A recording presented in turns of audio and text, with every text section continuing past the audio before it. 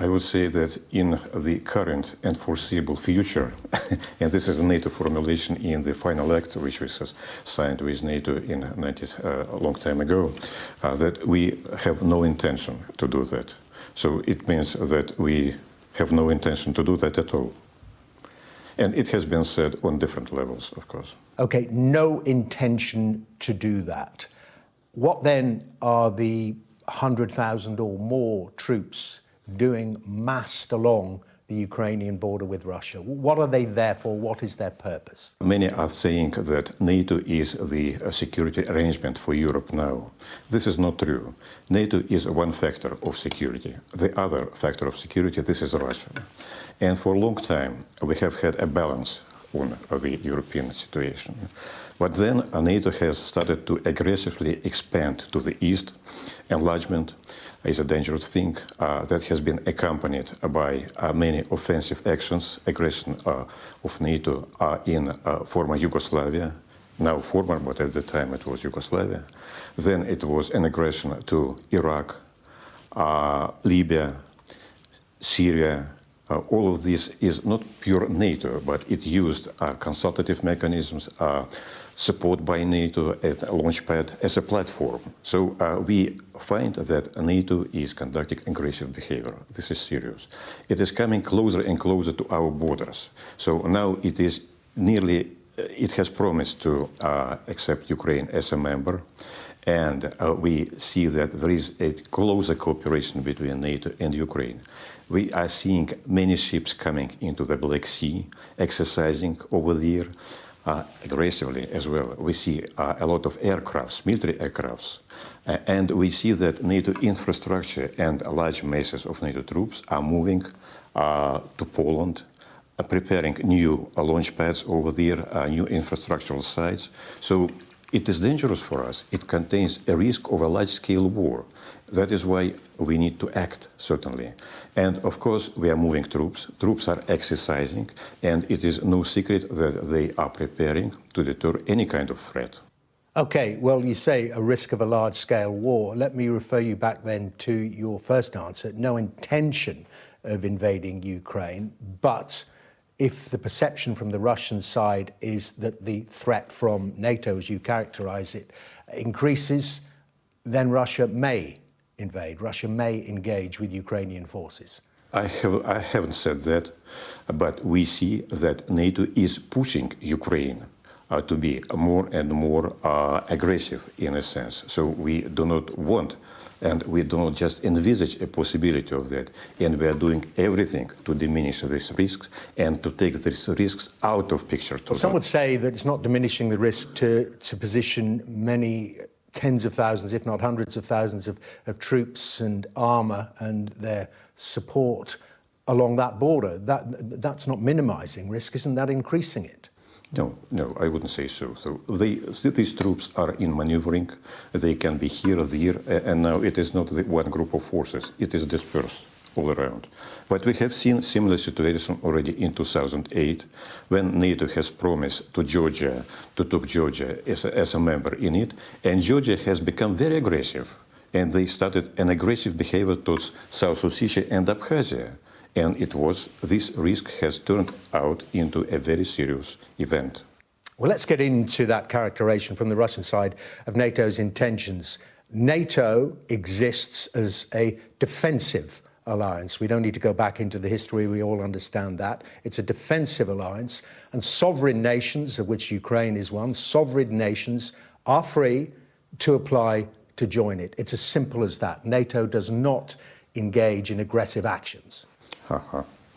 I just explained it was an original intention of NATO to be a defensive alliance. Since that time, it has done many aggressive steps. So this is not true. Then NATO does not exist in limbo. It exists inside Europe. And it's a function of existence of NATO. It is its relationship with Russia. And I also should say that leadership of countries, of members of NATO, has not only signed the Washington Treaty, they have signed many obligations, other obligations. This is Helsinki Charter 75, this is Paris Charter 90, and this is Istanbul Agreement on European Security. All of them were saying there are principles of that, indivisibility of security. One cannot increase its security for the sake of the others. Well, all states should feel secure over there. So it's about equality. We even tried to construct all European house at some point in time. But then it has been all abandoned, unfortunately. Can I just ask you that point I made? Does Russia accept that Ukraine is a sovereign nation, free to choose whether it joins NATO or the EU, or indeed perhaps the Russian-led security alliance, free to choose which organizations it joins? Every state will behave the way it feels, which will be in accordance of its interests. But at the same time, every state, if it is normal, will take into account interests of neighbors, its history, its situation, economical situation, and all factors should be in view, not only one. Because NATO leadership, United States has promised to take it into Ukraine and Georgia into NATO. It doesn't mean that it will be totally good for them. Our opinion that it will be worsening it will be worse for the European security. It worsens position of all states in it, and it contains a risk of a war. But Russia has gone to these talks and presented 2 draft treaties as if the negotiations had already taken place, and more or less said to the United States, said to NATO, just sign here. We will not negotiate on these lines about NATO expansion. That surely is not a way of negotiating, and it suggests that Russia wants the negotiations to end. It's an ultimatum. I don't think so. It's a long story, as I explained it to you. So the story lasts since 1997, and about expansion of NATO. At that time, in early 90s, we have heard promises, assurances, good wishes, and all of that stuff. Now, this premises has been abandoned. And we have now a long history of Americans withdrawing from the agreements that they have signed. This is Paris Agreement on Climate, INF Treaty, Iran deal, open skies. I can continue. But as you know, the new administration is prepared to discuss where they affect Russia, prepared to discuss re-establishing those treaties. Well, come on. And next administration, when it will come, it will say that we do not believe into the treaties that has been concluded by this democratic administration. That is why we are saying only legally serious guarantees put on paper, that guarantees of non-enlargement of NATO can satisfy us. This is a very important point, Ambassador, because it gets to the nub of the Russian position. The Russian position is, in effect, that you can't trust the United States because it seems unstable to you because of constant changes of administration and then, therefore, changes of attitude towards its international treaties. It's a good point. You're answering your own question. Well, I'm putting this to you. Well, you accept that. I'm putting this to you. And that, therefore, Russia needs to sign a deal with NATO, not the United States, to stop its, as you describe it, to stop its expansion. You can't trust the United States. It's a matter of negotiations. This is in our proposed draft of agreement with NATO. But of course, we should also talk to the United States, certainly, because when I was working in NATO's headquarters of NATO, it was called US NATO. That's a form of actually coexistence of European states with NATO. And of course, US is, in a way, is most important player over there, and it is determining the major position. And of course, that's just, I wouldn't go as far as saying that we do not trust them. We are not, in a way, as Americans, some American diplomats are trying to say, to speak in this language. So we are diplomats, and we are serious when we are talking. But we need legally binding guarantees that no striking weapons will be put along our borders, that all these capabilities will be removed back, and we shall come to the situation.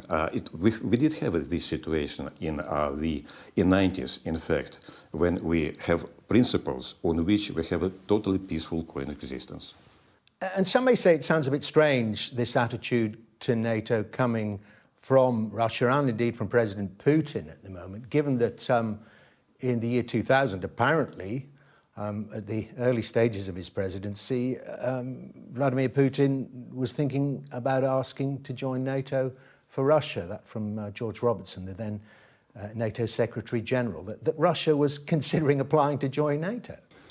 Well, I know George Robertson. At this time, we used to work together. He was Secretary General, and I was Minister Counsel in NATO. We have met with him several times, and we discussed that situation. There was something in the air, an idea, not born by us. Probably it has been born by some politologist about Russia joining to NATO, but in fact, it was not realistic at that time and later on. So there are realistic things and there is non-realistic things. Later on, things has changed. NATO has changed as well, and instead of going like that, we have gone like that. Okay, let's talk more about these negotiations then. So these are the Russian position. We've seen it, as I say, in those draft treaties, and you will have been hearing from the United States. You'll hear it from NATO as well. Well, okay, you put that on the table. Then we are putting on the table our position, which of course is no more threats towards Ukrainian territory. Crimea, the position of Crimea must be discussed as well. And also, as we've discussed before, Ambassador, the cyber attacks on European soil, the assassination attempts in many capitals, these also must be discussed. I see that there are two questions in your question. Sorry for that. One is what will be the outcome of the NATO-Russia Council tomorrow and talks with it. The worst it will be if we shall get, as it happened in the recent years, only repetition of the same position by other member countries. Russian NATO Council was not created for this. Russian NATO Council was created for discussion among members, discussing and finding solutions to it, discussing and finding common elements of position that can be transformed. The worst about this question is that in the recent years it was only one-sided presentation of position to NATO, which was presupposed was to teach us how to behave. It is wrong. Second, about the other question, cyber attacks and all of that. You know that there are two perceptions of security. The rigid security means what we are doing now. It is security about armament, about NATO, about necessity to take into account security interests. Another is soft security, which includes quite a lot of things: economics, culture, human rights. Here you can go anywhere. But it doesn't help, unfortunately. It does not allow us to concentrate on things which we need to resolve. And lastly, Ambassador, can I ask you for your response to the Ukrainian position about the threat that Russia poses? I spoke to the Ukrainian foreign minister not so very long ago, who said to me that if Russia should send its troops into its territory, there will be Russian bodies littering the streets of the towns and cities of Ukraine. We heard this phrase, this argument. It is, I do not intend to comment them because it is very hypothetical position. We have said that we have no intention to go there. We have no intention to send troops over there. So whatever he is going to say, it is in his imagination, which is, I would say, not sick, but very torn out of reality.